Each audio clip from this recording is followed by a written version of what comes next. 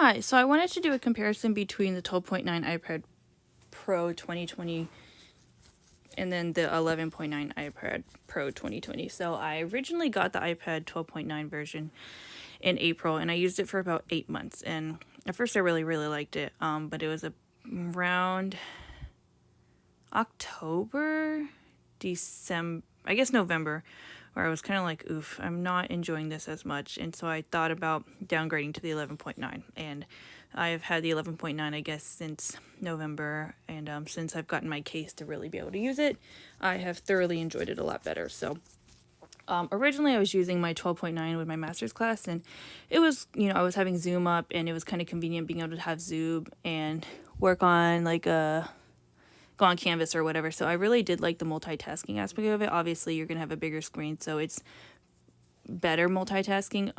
With the 11.9, I haven't really multitasted as much, but it's because I'm not taking my classes right now, so it's not really what I've been having to do. So multitasking, that's definitely a lot better with the bigger screen. And then obviously with the screen size, like some people say that the paper is closer to a piece of paper, so when you're like taking notes, you might like that it's more of a paper. But I have been writing on my iPad 11.9 iPad. I take notes on it all the time throughout work and things like that, and only when I really think about it does that kind of, it doesn't even bother me. I just kind of notice it, but it really hasn't been a big deal.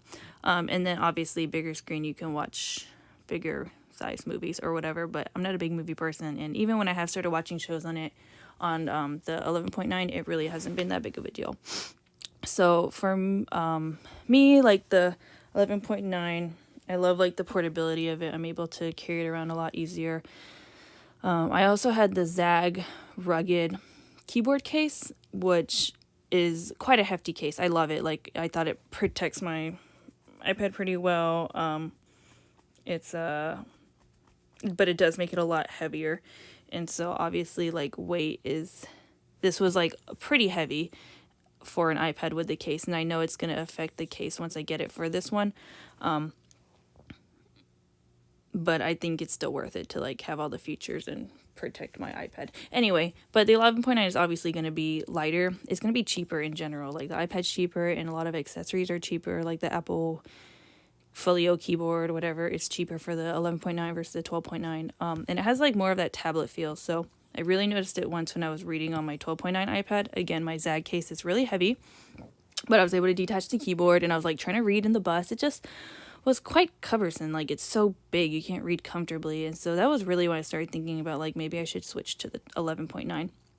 And I've been using the 11.9 for about 2 months now. I was trying to use my 12.9 for work, but again, it just like wasn't as portable, and I couldn't, just like was not working. It was working really well for my master's class, but it wasn't working for my work function as well.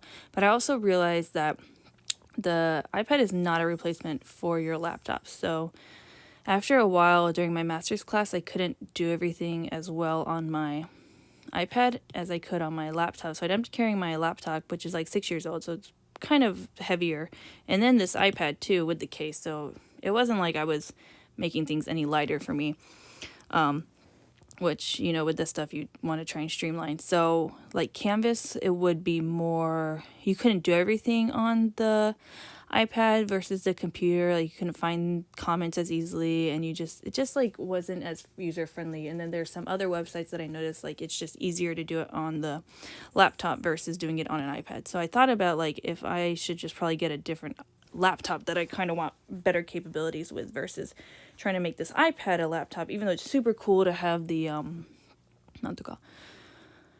like a keyboard, and then I don't have a trackpad, but I could like hook the mouse up and have a mouse, and like that was super cool. I was blown away. But again, it's not a laptop replacement, and I think having this portability with the 11.9 is so much better. And I use this all the time at work, like every day I'm carrying it around.